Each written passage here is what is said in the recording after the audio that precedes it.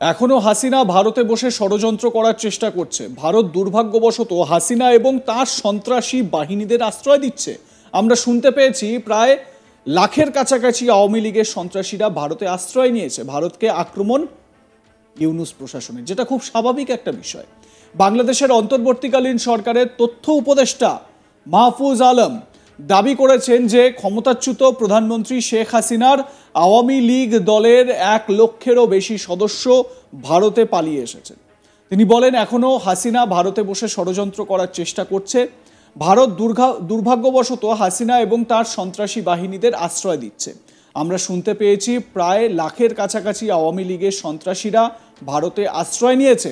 আমরা মনে করি এটা বাংলাদেশের মানুষের যে গণতান্ত্রিক লড়াই, সেখানে বহু মানুষ নিখোঁজ, জুলাইয়ে 2000-এর কাছাকাছি ছাত্র শহীদ হয়েছে। তাদের যদি আমাদের প্রতিবেশী রাষ্ট্র দিতে না পারে, তাহলে আমরা মনে করি এটা আমাদের কাছে খুবই দুর্ভাগ্যজনক। মাহফুজ আলম তিনি কি বলছেন শুনুন একবার। বাহিনী এবং যে সকল বাহিনীর সদস্যরা এখানে জড়িত ছিলেন তাদেরকে বিচারের আওতায় আনা হবে এই সরকারের আমলে, এবং এই বিচার প্রক্রিয়া কিন্তু আজকালের নয়। তো এই ক্ষেত্রে আমি বলতে চাইবো যে এখানে অনেকেই গুমের শিকার ফ্যামিলি আছেন যারা বিএনপি রাজনীতি করেছেন। আসলে বিএনপি, জামাত, ছাত্র, আলেম, ওলামা, মাদ্রাসা স্টুডেন্ট কেউ আসলে আলাদা না, সবাই হাসিনার ভিকটিম ছিলেন। এখনও হাসিনা ভারতে বসে ষড়যন্ত্র করার চেষ্টা করছে, এবং ভারত খুবই আনফর্চুনেটলি এই হাসিনা এবং তার যে সন্ত্রাসী বাহিনী ওদেরকে আশ্রয় দিচ্ছে। আমরা শুনতে পেয়েছি কয়েক লাখের কাছাকাছি আওয়ামী লীগের সন্ত্রাসীরা ভারতে আশ্রয় নিয়েছে। তো আমরা মনে করি এটা বাংলাদেশের মানুষের যে গণতান্ত্রিক লড়াই আছে, গণতান্ত্রিক অধিকারের জন্য যেই গত 15 বছরের যে লড়াই এখানেই আমরা দেখতে পাচ্ছি যে 1500, 2000-এর মতো মানুষ গুমের শিকার হয়েছেন, 3000, 4000 মানুষ এক্সট্রা জুডিশিয়াল কিলিংয়ের শিকার হয়েছেন, জুলাইয়ে 2000-এর কাছাকাছি স্টুডেন্ট শহীদ হয়েছেন। তো তাদের যদি মর্যাদা যদি আমাদের প্রতিবেশী রাষ্ট্র না দেয়, আমরা মনে করি এটা আমাদের জন্য খুবই দুর্ভাগ্যজনক। বাংলাদেশের গণতান্ত্রিক লড়াইয়ের ক্ষেত্রে গণ অভ্যুত্থানের পক্ষে একটি প্রজন্ম, একটি জনগোষ্ঠী দাঁড়িয়ে গেছে। এখানে আওয়ামী লীগ শুধুমাত্র বাংলাদেশের জনগণের শত্রু, এই ভিন্ন এর কোনো পরিচয় নেই। এটা কোনো রাজনৈতিক দল না, এটা একটা মাফিয়া গোষ্ঠী ছিল। যে মাফিয়া গোষ্ঠীর প্রধান ছিল শেখ হাসিনা।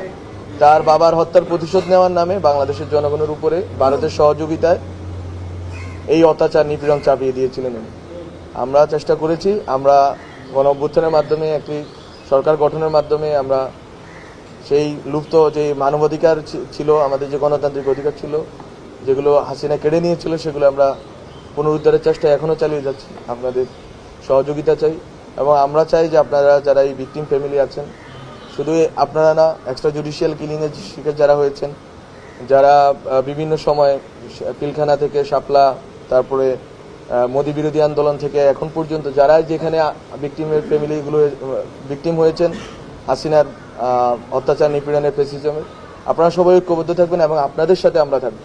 এটা হচ্ছে আমাদের অঙ্গীকার, কারণ আপনাদের অস্তিত্ব, আপনাদের লড়াইটাই আসলে আমাদের জন্য অনুপ্রেরণা।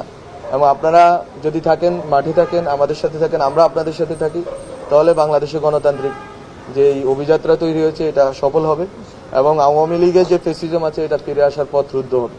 কোনোদিন আর আওয়ামী লীগকে আমরা এই দেশে রাজনৈতিকভাবে এখানে দাঁড়াতে দিব না, এটা হচ্ছে আমাদের অঙ্গীকার। কারণ তারা যদি আবার সুযোগ পায়, এবার মাত্র 3000 এক্সট্রা জুডিশিয়াল কিলিং, 1500, 2000 গুম হয়েছে, আবার যদি সুযোগ পায় এটা সংখ্যা অনেক গুণ হবে। এবং একই সঙ্গে মাহফুজ আলম বলেন বাংলাদেশের আইন শৃঙ্খলা পরিস্থিতি আগের থেকে ভালো হয়েছে।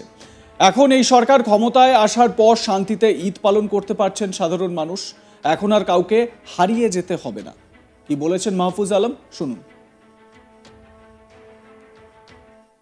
যারাই রাজনৈতিক বিরোধিতা করতেছে তাদেরকেই সন্ত্রাসী, জঙ্গি, অগ্নি সন্ত্রাসী, আরো অনেক ট্যাগ দিয়ে তাদেরকে গুম করাটা, তাদের স্বজনদেরকে আতঙ্কগ্রস্ত রাখাটাকে একটা স্বাভাবিক করে তোলা হয়েছিল, যে ওরা যেহেতু সন্ত্রাসী ওদেরকে মারাই যায়।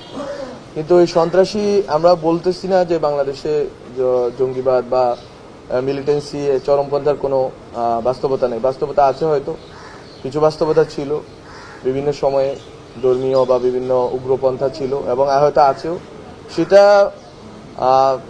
সেটাকে মোকাবেলার পথ খুবই স্পেসিফিক এবং স্পেসিফিক লোকদেরকে। কিন্তু হাসিনা এটাকে পুরো বাংলাদেশের জনগণের উপর চাপিয়ে দিয়েছিল। পুরো বাংলাদেশের জনগণকেই সন্ত্রাসী, জঙ্গি এবং তাদেরকে রাষ্ট্রবিরোধী হিসেবে পোট্রে করা হয়েছিল এবং তাদেরকে গ্রেপ্তার করা না, শুধু তাদেরকে গুম করা, তাদেরকে হত্যা করা নৃশংসভাবে। আপনারা অলরেডি জেনেছেন যে কিছু কিছু যারা গুমের শিকার হয়েছেন তাদেরকে কিভাবে হত্যা করা হয়েছে। ইলিয়াস আলীর ব্যাপারে যেটা আমরা জানতে পেরেছি, তো ওইখানে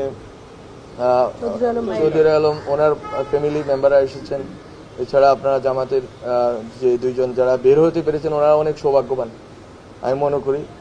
এই সৌভাগ্য যদি আপনাদের সবার হতো তাহলে আমরা সবাই খুশি হতাম এবং আমরা এই যে আজকে ঈদ করতেছি একটা স্বাধীন দেশে, একটা মুক্ত পরিবেশে, এই মুক্ত পরিবেশে যদি আপনাদের স্বজনরা আপনাদের সাথে থাকতেন তাহলে এই সরকার এবং আমাদের যে ছাত্র তরুণ যেই প্রজন্ম আমরা বাংলাদেশের গণতান্ত্রিক লড়াইয়ের ক্ষেত্রে ওনাদের উত্তরসূরি হিসেবে কাজ করেছি। ওনারা তো আমাদের পূর্বসূরি, কারণ ওনারা এই লড়াইটা নিজেদের জান বাজি রেখে যেহেতু করেছেন, যেহেতু নিজেদের প্রাণ উৎসর্গ করেছেন, হয়তো ফলত আমরা সাহসটা পেয়েছি যে এবার আর আমরা পিছনে ফিরে তাকাবো না। কারণ পিছনে গেলে এই আমাদের ক্যাম্পাসে একটা মেয়ে বলেছিল যে সামনে স্বাধীনতা, পিছনে পুলিশ। এটাই হচ্ছে সত্য ছিল বাংলাদেশের জন্য। আমাদের পেছনে যাওয়ার কোনো পথ ছিল না। আমাদের পথ ছিল একটাই, যে কোনো মূল্যে হাসিনা পতন এবং এই ফেসিবাদী ব্যবস্থার বিলোপ ঘটানো এবং একটা নতুন রাজনৈতিক বন্দোবস্তের কথা আমরা বলতে চেয়েছি, যেখানে আসলে কোনো মানুষের মানবাধিকার লঙ্ঘন হবে না, সন্ত্রাস, জঙ্গি এসব বলে কাউকে গুম করা হবে না, কোনো ফ্যামিলি মেম্বারদেরকে এইভাবে 12 বছর 14 বছর অন্ধকারে রাখা হবে না, যা আসলে কেউ।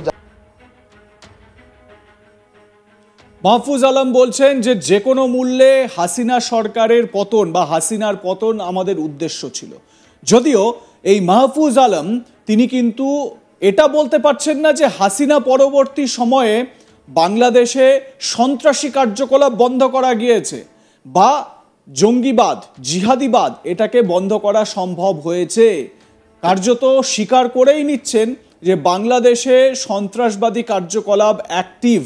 একই সঙ্গে তার বক্তব্যেও ভারত বিরোধী বেশ কিছু বিষয় কিন্তু সামনে এলো। ভারত নাকি 1 লক্ষ আওয়ামী লীগের সমর্থককে সেখানে আশ্রয় দিয়েছে, মানে আমরা নাকি আশ্রয় দিয়েছি 1 লক্ষ আওয়ামী লীগ সমর্থককে। যদি সেরকম হয়ে থাকে তাহলে বাংলাদেশ কেন তাদের মাটিকে এই জঙ্গিবাদ বা সন্ত্রাসবাদের জন্য ব্যবহার হতে দিচ্ছে? কেন তারা স্বচ্ছ একটা প্রশাসন দেওয়ার কথা যেটা মুখে বললেও কাজে করে উঠতে পারছে না? এই প্রশ্নগুলো তো থাকবেই। মাহফুজ আলম কি সেই প্রশ্নগুলোর উত্তর দেবেন? সময়ের অপেক্ষায় থাকলাম। দেখতে থাকুন আজ তাক বাংলা। সাবস্ক্রাইব করুন আমাদের ইউটিউব চ্যানেলটি, বেল আইকন প্রেস করুন নোটিফিকেশন পেতে।